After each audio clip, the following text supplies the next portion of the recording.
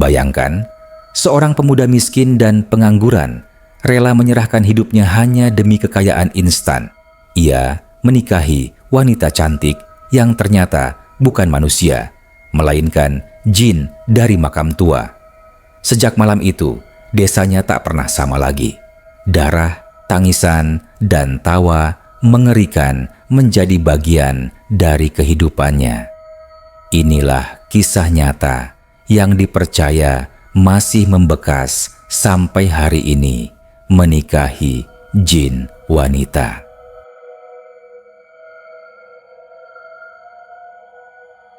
Raka duduk di teras rumahnya yang reyot, menatap kosong ke jalan desa yang lengang.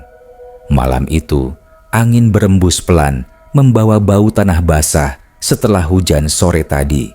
Lampu jalan hanya satu, redup dan berkerlip seakan kehabisan tenaga. Suara jangkrik bercampur dengan sesekali lolongan anjing dari kejauhan membuat suasana semakin sunyi.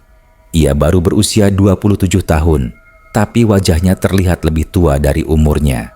Rambut acak-acakan, mata sayu, dan badan kurus karena jarang makan teratur. 3 tahun sudah ia lulus kuliah, namun pekerjaan tak kunjung didapat. Sebenarnya, bukan karena tak ada kesempatan, tapi karena Raka selalu merasa gengsi dengan pekerjaan biasa. Aku nggak mau kerja gaji kecil, hidup sekali harus kaya raya. Begitu pikirnya. Ibunya, Bu Sumarni, sering menasihati dengan suara lelah. Nak, jangan terlalu pilih-pilih. Rezeki itu nggak selalu besar di awal. Yang penting halal. Tapi Raka hanya mendengus, malas mendengar petuah yang baginya terdengar klise. Malam itu, setelah ribut dengan ibunya soal uang untuk rokok, Raka memutuskan pergi ke warung kopi dekat perempatan desa. Ia nongkrong bersama beberapa temannya yang sama-sama pengangguran. Mereka bermain kartu sambil tertawa-tawa. Namun, semakin malam, satu persatu kawannya pulang. Raka yang masih gelisah memilih duduk sendiri, menenggak kopi yang sudah dingin. Ketika jam menunjukkan hampir tengah malam, Raka berjalan pulang melewati jalan setapak yang sepi. Di kiri kanan jalan hanya ada persawahan luas yang diselimuti kabut tipis. Suasana itu membuat bulu kuduk berdiri, tapi Raka sudah terbiasa. Hingga di sebuah persimpangan dekat pohon beringin besar, ia melihat sesuatu yang membuat langkahnya terhenti. Seorang pria tua duduk di bawah pohon, menatap lurus ke arahnya. Rambutnya panjang, beruban, bajunya lusuh, tapi matanya tajam, seakan bisa menembus isi hati. Anak muda, panggil pria itu dengan suara parau. Raka berhenti. Siapa, Pak? Tanyanya hati-hati. Pria itu tersenyum samar. Aku tahu isi kepalamu. Kau muak hidup miskin. Kau ingin cepat kaya tanpa kerja keras, bukan? Raka terkejut. Bagaimana orang asing ini bisa tahu isi hatinya? Iya, tapi siapa Bapak? Anggap saja aku orang yang bisa menunjukkan jalan. Jalan singkat menuju kekayaan dan kenikmatan. Raka menelan ludah. Perasaan takut bercampur penasaran. Maksudnya? Pria itu mendekat. Matanya berkilat aneh. Ada cara. Kau bisa menikah dengan jin wanita. Cantik, setia, dan bisa memberimu apa saja. Uang, makanan, bahkan kesenangan yang tak bisa kau bayangkan. Tapi, tentu saja ada syaratnya. Raka terdiam, jantungnya berdetak kencang. Kata-kata itu seperti bisikan setan yang membangkitkan nafsu dalam dirinya. Jin wanita? Apa itu benar-benar ada? Pria itu mengangguk pelan. Lebih nyata dari yang kau kira. Banyak orang yang sudah melakukannya. Hanya saja mereka diam. Kau ingin tahu caranya? Meski tubuhnya gemetar, Raka mengangguk. Sebuah dorongan aneh membuatnya ingin percaya. Pria tua itu merogoh saku bajunya, mengeluarkan selembar kertas kusut berisi tulisan tangan dengan aksara Jawa kuno dan beberapa kalimat dalam bahasa yang tak dimengerti Raka. Ini mantra untuk memanggilnya. Bacakan di tempat sunyi, lebih baik di pemakaman tua. Jangan lupa sesaji, bunga 7 rupa, kemenyan, dan seutas benang merah. Kalau ia datang, jangan pernah menolak apapun yang ia tawarkan. Sebelum Raka sempat bertanya lebih jauh, pria itu berdiri, lalu berjalan masuk ke balik kabut sawah. Dalam sekejap, sosoknya hilang begitu saja. Raka berdiri kaku, memegang kertas itu dengan tangan gemetar. Hatinya diliputi rasa takut, tapi juga rasa penasaran yang membara. Sesampainya di rumah, ia berbaring tanpa bisa tidur. Kata-kata pria misterius itu terus terngiang di kepalanya. Menikahi jin wanita, hidupmu akan berubah selamanya. Malam itu, mimpi Raka dipenuhi gambaran seorang wanita berambut panjang, berpakaian kebaya putih, wajahnya cantik, tapi matanya hitam pekat tanpa bola mata. Wanita itu tersenyum sambil mengulurkan tangan. Dari bibirnya terdengar bisikan lirih. "Panggil aku Raka, aku menunggumu." Raka terbangun dengan napas tersengal. Keringat dingin membasahi tubuhnya, padahal udara subuh begitu dingin. Ia duduk lama di ranjang, menatap kertas mantra di meja. Meski ketakutan, hatinya bulat. Ia akan mencoba. Ia ingin tahu apakah benar ia bisa mendapatkan semua yang ia impikan. Dan keputusan itu, tanpa ia sadari, adalah awal dari teror panjang yang akan menghancurkan hidupnya. Sejak menerima kertas lusuh berisi mantra itu, Raka tak bisa lagi hidup tenang. Siang hari, ia duduk termenung di teras rumah, sementara malamnya ia gelisah menatap bulan dari balik jendela kamar. Kertas itu seperti berbisik di telinganya, memanggil-manggil untuk segera digunakan. Ibunya, Bu Sumarni, makin resah melihat perubahan anaknya. "Kamu itu kenapa, Nak? Dari kemarin murung terus. Kalau sakit bilang, biar ibu belikan obat." "Tidak apa-apa, Bu. Aku cuma lagi mikir," jawab Raka singkat. Padahal yang ia pikirkan bukanlah hal wajar. Semakin hari, bayangan wajah wanita berkebaya putih dalam mimpinya semakin jelas. Senyumnya, suaranya, bahkan tatapannya seolah nyata. "Panggil aku Raka." Suara itu terus menghantui pikirannya. Akhirnya, pada malam Jumat Kliwon berikutnya, ia nekat. Menjelang tengah malam, ia membawa bunga 7 rupa, kemenyan, dan benang merah yang dimasukkan ke dalam kantong plastik hitam. Ia berjalan menuju pemakaman tua yang berada di tepi desa, tak jauh dari pohon beringin besar tempat ia bertemu pria misterius itu. Langit mendung, bulan hanya sesekali tampak di balik awan tebal. Jalanan sepi, hanya suara kakinya yang berdecit menginjak kerikil. Sesampainya di depan pintu gerbang makam, bulu kuduknya berdiri. Gerbang besi berkarat itu terbuka sedikit, berderit pelan saat ia dorong. Bau tanah basah bercampur wangi bunga Kamboja menyeruak menyambutnya. Raka menyalakan rokok, berusaha menenangkan diri, lalu berjalan ke tengah makam. Di sana ada sebuah nisan tua berlumut yang bentuknya hampir roboh. Disitulah ia meletakkan sesaji. Tangannya gemetar saat menyalakan kemenyan. Asap putih mengepul, melayang ke udara malam. Dengan suara pelan namun terbata, ia membaca mantra yang tertulis di kertas kusut itu. Pada awalnya, tak terjadi apa-apa. Tapi setelah mantra ketiga, angin tiba-tiba bertiup kencang. Daun-daun kering beterbangan, suara anjing menggonggong keras dari kejauhan, dan hawa dingin menyelimuti makam.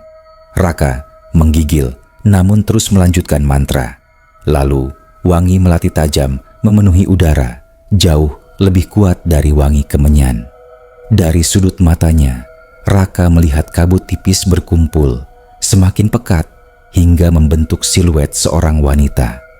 Perlahan, sosok itu semakin jelas. Wanita berambut panjang, mengenakan kebaya putih, wajahnya cantik namun pucat. "Raka!" Suara itu lirih, tapi menusuk ke telinganya. Raka terperangah. Laras." Wanita itu tersenyum. "Ya, kau telah memanggilku." Raka mundur setapak, tapi kakinya seakan terkunci. Jantungnya berdetak kencang, hampir pecah. Namun tatapan mata wanita itu membuatnya terpaku. Ada rasa takut, tapi juga rasa tergoda. "Apa kau benar-benar ingin menikah denganku?" tanya Laras. Matanya hitam pekat, memancarkan cahaya aneh. "Iya," jawab Raka dengan suara parau, meski setengah dirinya ingin lari. "Aku ingin kaya. Aku ingin semua yang tak bisa aku dapatkan di dunia nyata." Laras melangkah mendekat. Hawa dingin semakin menusuk. "Baiklah, tapi kau harus berjanji." "Apa janjinya?" "Kau tak boleh menikahi manusia. Kau harus selalu meneteskan darahmu untukku setiap bulan. Dan ketika aku memanggilmu, kau tak boleh menolak apapun yang sedang kau lakukan." Raka menelan ludah. Kata-kata pria misterius itu dulu terbukti benar. Namun bayangan hidup miskin membuatnya nekat. "Aku setuju." Laras tersenyum lebar, tapi senyumnya bukan senyum manusia biasa.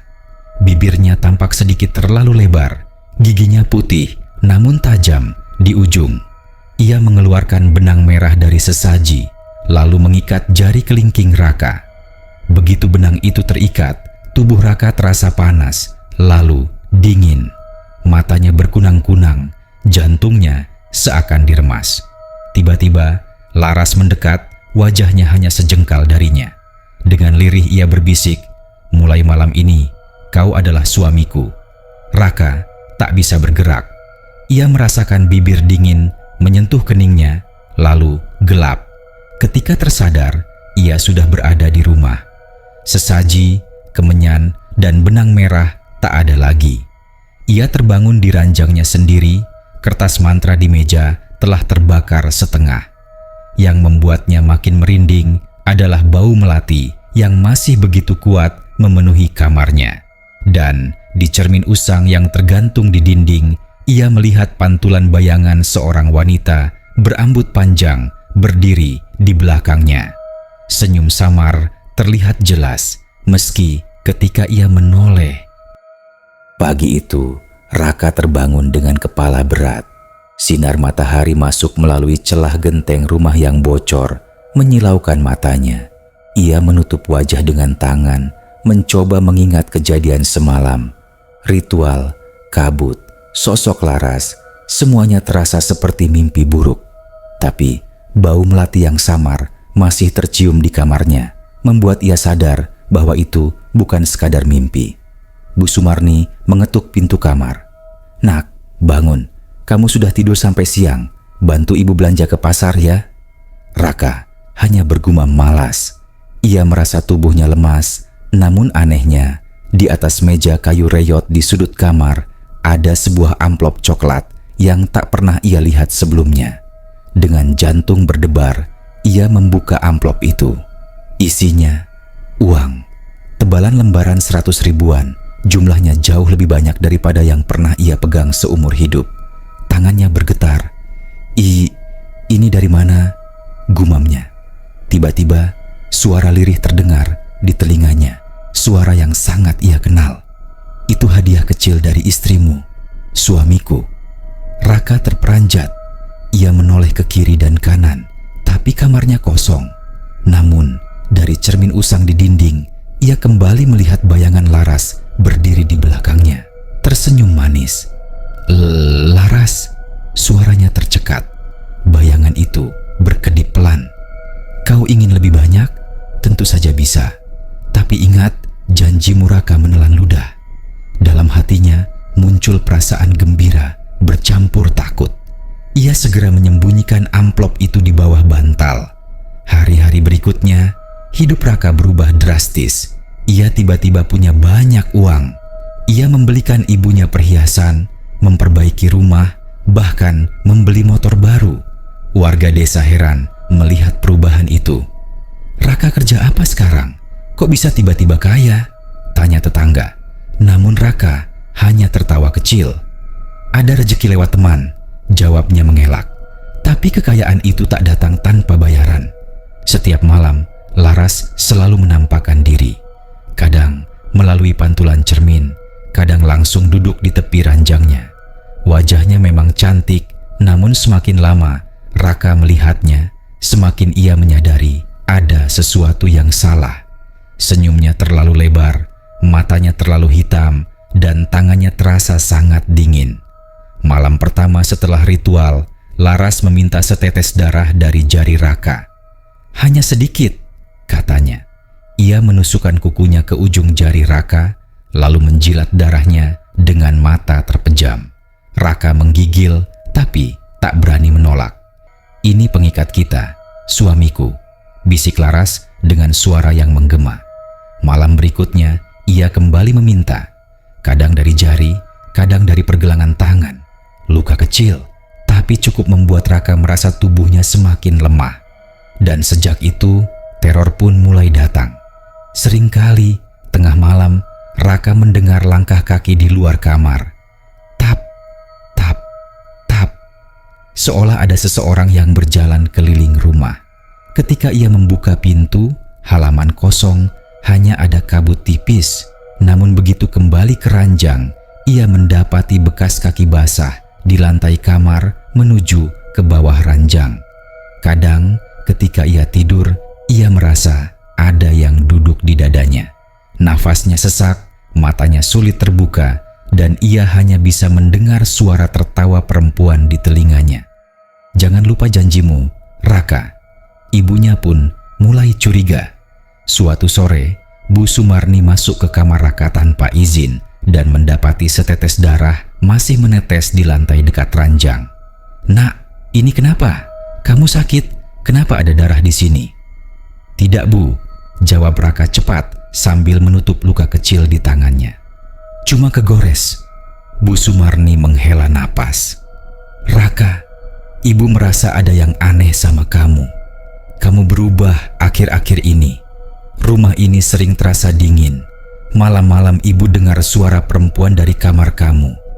Kamu jangan main-main dengan hal yang gak jelas, Nak." Raka terdiam, wajahnya pucat. Ia tak bisa menjawab. Malam itu, Laras muncul lagi, kali ini lebih jelas. Ia duduk di kursi dekat jendela, rambutnya terurai panjang, matanya menatap tajam. "Jangan biarkan siapapun tahu tentang kita. Kalau ibumu tahu, aku tak segan mengambilnya darimu." Raka tersentak. Jangan ganggu ibu." Laras tersenyum samar, tapi senyumnya menampakkan gigi tajam yang makin jelas. "Kalau begitu, patuhi aku. Ingat, kau sudah menjadi milikku. Kekayaanmu, kenikmatanmu, hidupmu, semua dari aku. Dan aku bisa mengambilnya kapan saja." Sejak malam itu, Raka tak pernah tidur nyenyak. Kekayaan yang ia dapat memang nyata, tapi bayang-bayang Laras selalu menghantui setiap sudut rumah. Ia mulai bertanya-tanya dalam hati, apakah ia sudah membuat kesalahan terbesar dalam hidupnya? Namun, rasa takut itu selalu kalah oleh rasa serakah. Setiap kali membuka amplop berisi uang baru yang entah dari mana asalnya, Raka menenangkan diri. Tak apa, semua masih terkendali. Laras hanya menguji. Ia tak tahu bahwa permainan berbahaya itu baru saja dimulai. Malam semakin larut. Hujan deras mengguyur desa. Petir sesekali menyambar langit gelap. Di dalam rumah, Raka duduk termenung di depan meja kayu. Di atasnya ada 2 amplop tebal berisi uang yang entah dari mana asalnya. Tangannya meraba lembaran itu, tapi matanya kosong. Semakin banyak uang yang ia terima dari Laras, semakin besar rasa takut yang menjerat dirinya. Sudah beberapa malam terakhir, ia sulit tidur. Bukan karena suara jangkrik atau hujan, tapi karena bisikan halus yang selalu muncul di telinganya setiap ia memejamkan mata. Bisikan itu adalah suara Laras, kadang lembut memanggil, kadang tegas menuntut. "Raka, darahmu belum cukup. Malam ini aku ingin lebih banyak." Raka menggigil mengingat kejadian semalam. Laras menampakkan diri di sudut kamar, mengenakan kebaya putih yang basah kuyup seperti habis diguyur hujan. Rambutnya meneteskan air, wajahnya pucat dengan mata hitam pekat. Ia meminta Raka menusukkan pisau kecil ke telapak tangannya. Darah yang mengalir ia tampung di tangannya sendiri, lalu dijilat pelan dengan tatapan nikmat. Raka hampir pingsan menyaksikan itu, namun Laras hanya tertawa lirih. "Ini ikatan cinta kita, suamiku. Kau ingin tetap kaya, bukan?" Hari-hari di desa mulai penuh bisik-bisik. Banyak yang heran dari mana Raka bisa punya uang. Ada pula yang curiga karena malam-malam dari rumahnya terdengar suara perempuan tertawa lirih. Padahal semua tahu Raka belum menikah. Bu Sumarni semakin resah. Suatu pagi, ia menemukan bercak darah di baskom kamar mandi.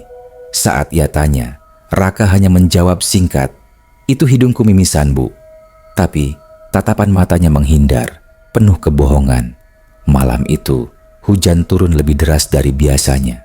Lampu minyak di ruang tamu berkelip, lalu padam diterpa angin kencang. Rumah gelap gulita. Bu Sumarni menyalakan lilin sambil berdoa pelan. Tiba-tiba, dari arah kamar Raka terdengar suara perempuan tertawa.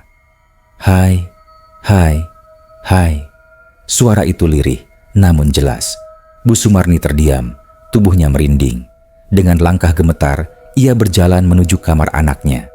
Pintu kamar terbuka sedikit, memperlihatkan cahaya lilin redup dari dalam. Bu Sumarni mengintip dan hampir menjerit.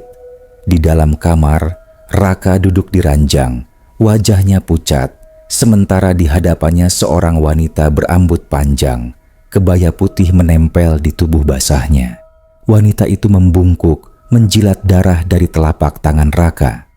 Bu Sumarni menutup mulutnya, menahan teriak. Ia mundur perlahan, jantungnya berdegup kencang. Namun, lantai kayu yang diinjaknya berderit. Wanita itu mendongak cepat, matanya menatap tajam ke arah pintu. Senyum menyeramkan mengembang di wajah pucatnya. "Siapa itu, suamiku?" Suara Laras menggema, meski bibirnya nyaris tak bergerak. Raka menoleh. Ibu." Dalam sekejap, sosok Laras menghilang, hanya menyisakan bau melati yang menusuk hidung. Bu Sumarni langsung berlari ke kamarnya, menutup pintu rapat dan berdoa sambil menggenggam tasbih. Raka masuk beberapa menit kemudian, wajahnya panik. "Bu, jangan ikut campur. Ini urusanku." "Urusan apa, Nak?" "Ibu lihat jelas tadi. Itu bukan manusia." Suara Bu Sumarni bergetar. Raka menunduk, tak sanggup menatap ibunya. "Dia istriku, Bu." "Gila kamu, menikahi makhluk halus?" Bu Sumarni hampir menangis. "Kalau bukan karena dia, kita nggak akan punya rumah sebagus ini, motor baru, uang belanja. Semua ini dari dia, Bu. Aku nggak bisa mundur lagi." Air mata Bu Sumarni menetes. Ia tahu anaknya terjerat sesuatu yang gelap, sesuatu yang tak bisa ia lawan dengan logika. Malam-malam berikutnya, teror semakin menjadi. Bukan hanya Raka yang diganggu, tapi juga Bu Sumarni. Saat memasak, tiba-tiba kompor padam sendiri. Saat mencuci baju, air sumur berubah amis. Malam-malam, ia sering mendengar suara langkah kaki perempuan berjalan di dapur. Suatu malam, ketika ia terbangun untuk sholat tahajud, Bu Sumarni melihat sosok wanita berbaju putih duduk di ruang tamu. Rambutnya panjang, menutupi wajah. Lilin di meja menyala terang meski tak ada yang menyalakan. Bu Sumarni hampir pingsan, tapi wanita itu perlahan menoleh. Matanya hitam pekat, bibirnya tersenyum lebar. "Anakmu milikku sekarang," bisiknya lirih. Bu Sumarni menjerit histeris hingga pingsan. Saat sadar, ia sudah berada di ranjang dengan Raka duduk di sampingnya. "Ibu jangan melawan dia. Kalau ibu melawan, dia akan marah," kata Raka dengan suara bergetar. Sejak malam itu, Bu Sumarni tak lagi berani menegur anaknya. Ia hanya bisa berdoa, berharap ada jalan keluar. Sementara itu, Raka semakin dalam terikat. Setiap minggu, Laras meminta lebih banyak darah. Ia juga mulai menguasai mimpi Raka, memperlihatkan dunia lain. Istana gelap di tengah hutan dipenuhi makhluk menyeramkan yang menunduk hormat kepada Laras. "Ini rumahku, Raka. Kelak kau akan tinggal di sini bersamaku selamanya," ucap Laras dalam salah satu mimpinya. Raka terbangun dengan keringat dingin, tubuh lemas seakan tenaganya disedot. Namun, setiap kali ia membuka lemari, ada amplop uang baru menunggu. Serakah dan takut bercampur jadi satu, membuatnya tak bisa lepas. Desa mulai digemparkan dengan kejadian aneh. Seorang tetangga, Pak Darmo, ditemukan pingsan di pematang sawah dengan tubuh penuh lebam. Katanya, ia melihat sosok wanita berambut panjang melayang di atas sawah malam sebelumnya. Orang-orang mulai membicarakan bahwa jin penunggu makam tua sedang gentayangan. Namun, hanya Raka dan ibunya yang tahu. Semua itu berkaitan dengan Laras. Dan Raka sadar harga dari pernikahannya semakin berat. Malam itu, desa diliputi ketakutan. Hujan sudah berhenti, tapi kabut tebal menyelimuti sawah dan jalan setapak. Anjing-anjing melolong tanpa henti, seakan mencium sesuatu yang tak kasat mata. Warga desa memilih menutup pintu rapat, menyalakan dupa, atau menaburkan garam di depan rumah. Mereka percaya ada sesuatu yang sedang berkeliaran. Di rumah panggung reot yang kini sudah setengah direnovasi berkat uang misterius, Raka duduk di ruang tamu dengan wajah pucat. Di atas meja ada amplop tebal berisi uang segar. Tapi kali ini ia tak lagi girang seperti dulu. Matanya justru penuh kegelisahan. Sejak kejadian Bu Sumarni pingsan setelah melihat Laras, suasana rumah menjadi mencekam. Ibunya jarang bicara, lebih banyak berdoa sambil menggenggam tasbih. Raka pun makin sering merasa diawasi, bahkan saat siang bolong. Ketika matahari tenggelam, hawa dingin menusuk masuk ke dalam rumah. Raka mencoba memejamkan mata di kamarnya, tapi suara-suara aneh kembali datang. Tap, tap, tap. Langkah kaki berputar di sekitar ranjang. Napas berat terdengar di telinganya. Ia membuka mata dan benar saja Laras berdiri di ujung ranjang. Tapi kali ini penampilannya berbeda. Kebaya putihnya robek-robek, rambut panjangnya kusut, dan matanya menyala merah darah. Dari mulutnya menetes cairan hitam pekat. "Raka," suara itu berat, bergema seperti dari dasar sumur. Raka merangkak mundur ke dinding. "Laras, kenapa wujudmu?" Wanita itu tersenyum, memperlihatkan deretan gigi runcing. "Inilah wujud asliku, suamiku. Kau sudah berjanji, sekarang saatnya membayar lebih banyak." Tiba-tiba, Laras mengulurkan tangannya. Jari-jarinya panjang, kukunya hitam, seperti besi berkarat. Ia menusuk pergelangan tangan Raka, membuat darah memancar. Raka menjerit kesakitan, tubuhnya bergetar. Laras menunduk, menjilat darah itu dengan rakus. "Manis, hangat, aku ingin lebih banyak," bisiknya sambil menatap mata Raka dengan sorot yang membuatnya hampir pingsan. Di kamar sebelah, Bu Sumarni terbangun karena jeritan anaknya. Dengan tubuh gemetar, ia berlari menuju kamar Raka. Namun saat membuka pintu, ia hanya melihat Raka tergeletak lemas di lantai, sementara bau melati dan amis darah memenuhi udara. Laras sudah menghilang. "Ibu, aku nggak bisa lepas darinya." Suara Raka lirih, matanya basah. Bu Sumarni berlutut memeluk anaknya. "Nak, ini sudah keterlaluan. Kita harus minta pertolongan orang pintar. Kalau terus begini, nyawa kamu bisa melayang." Namun, sebelum Raka sempat menjawab, terdengar suara tertawa lirih dari arah jendela. Mereka berdua menoleh, dan di balik kaca yang buram, terlihat wajah Laras menempel. Senyumnya melebar, matanya merah berkilat. "Kalian tak bisa lari dariku," bisiknya, lalu menghilang seiring suara angin menderu. Keesokan harinya, desa kembali gempar. seorang pemuda bernama Joko ditemukan tewas di tepi sungai. Tubuhnya kaku dengan wajah pucat seperti kehabisan darah. Warga yakin ini ulah makhluk halus. Banyak yang langsung mengaitkan dengan kabar aneh yang beredar. Suara perempuan tertawa di malam hari, langkah misterius di sawah, dan penampakan wanita berkebaya putih. Raka mendengar kabar itu dari tetangga dan jantungnya langsung berdegup kencang. Dalam hatinya, ia tahu siapa dalangnya. Laras. Malamnya, Laras kembali muncul. Kali ini bukan di kamar, melainkan di ruang tamu. Ia duduk di kursi rotan, menggoyang-goyangkan kakinya, seolah seorang istri yang sedang menunggu suami pulang. Namun udara di sekitarnya terasa membeku. "Kenapa wajahmu murung, suamiku?" tanyanya dengan nada manja, meski matanya tetap merah menyala. Raka gemetar. Kamu bunuh Joko ya?" Laras terkekeh.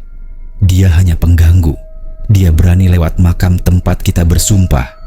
Itu wilayahku, Raka. Semua yang masuk ke sana tanpa izin harus mati." Raka memegangi kepalanya. "Aku nggak tahan lagi. Ini gila." Laras bangkit, melangkah perlahan mendekatinya. "Kau lupa janjimu. Kau sudah memilihku. Kau pikir bisa kabur. Tidak, Raka. Aku bisa membuatmu kaya raya. Tapi kau juga harus terima darah dan nyawa yang terambil di sekitarmu. Itulah harga dari kekayaanmu." Air mata Raka jatuh. Ia menatap ibunya yang berdiri di ambang pintu dengan wajah ketakutan. Bu Sumarni berbisik, "Nak, kita harus pergi dari desa ini. Malam ini juga." Tapi Laras tertawa keras. Suara tawanya menggema ke seluruh rumah, membuat kaca jendela bergetar. "Pergi? Hahaha. Kemanapun kau lari, aku akan selalu menemukanmu. Karena kau milikku, Raka. Selamanya." Sejak malam itu, kehidupan di desa berubah drastis. Banyak warga melapor melihat penampakan wanita berkebaya putih di sawah, di sungai, bahkan di jalan desa. Anak-anak dilarang keluar malam. Beberapa orang jatuh sakit mendadak, tubuhnya kurus kering seperti kehilangan darah. Dan di tengah semua itu, Raka hanya bisa terdiam, menanggung rasa bersalah sekaligus ketakutan. Ia tahu semua bermula dari dirinya, dari keputusannya menikahi Laras. Namun satu hal yang ia belum sadari, Laras belum menunjukkan seluruh kekuatannya. Teror yang sebenarnya baru akan dimulai. Namun satu hal yang ia belum sadari, Laras belum menunjukkan seluruh kekuatannya. Teror yang sebenarnya. Sejak kematian Joko di tepi sungai, suasana desa berubah mencekam. Malam-malam, warga mendengar lolongan anjing bersahutan, disusul suara perempuan tertawa panjang. Beberapa orang mengaku melihat sosok wanita berkebaya putih melayang di pematang sawah. Desa yang biasanya ramai jadi sunyi begitu matahari tenggelam. Raka hidup di tengah ketakutan. Setiap kali membuka lemari, amplop uang baru selalu ada. Tapi kini uang itu tak lagi membawa kebahagiaan, melainkan perasaan berdosa. Ia tahu setiap lembaran kertas itu mungkin berlumuran darah orang lain. Bu Sumarni semakin murung. Ia jarang keluar rumah. Tubuhnya kurus karena banyak berpuasa dan berdoa. "Nak," katanya suatu sore, "ibu mimpi buruk 3 malam berturut-turut. Dalam mimpi, aku lihat kamu ditarik oleh perempuan berkebaya putih ke dalam lubang gelap di pemakaman. Kamu menjerit, tapi suaramu gak bisa keluar. Ibu takut." Nak, Raka hanya bisa terdiam. Ia tahu mimpi itu bukan sekadar bunga tidur. Malam itu, Raka memutuskan pergi ke makam tua sendirian. Ia ingin bicara langsung dengan Laras, ingin mengakhiri semuanya. Langit malam dipenuhi awan gelap. Bulan nyaris tak terlihat. Di makam tua, suasana semakin angker. Angin bertiup kencang, membuat daun-daun kering beterbangan. Raka menyalakan korek, menatap nisan berlumut tempat ia pertama kali melakukan ritual. "Laras," teriaknya dengan suara bergetar. "Aku ingin bicara." Muncul kau, awalnya hanya sunyi. Lalu bau melati menyengat memenuhi udara. Dari kabut tipis, sosok Laras perlahan muncul. Wajahnya pucat, senyumnya manis, tapi matanya merah menyala. "Suamiku, kenapa kau memanggilku dengan suara marah?"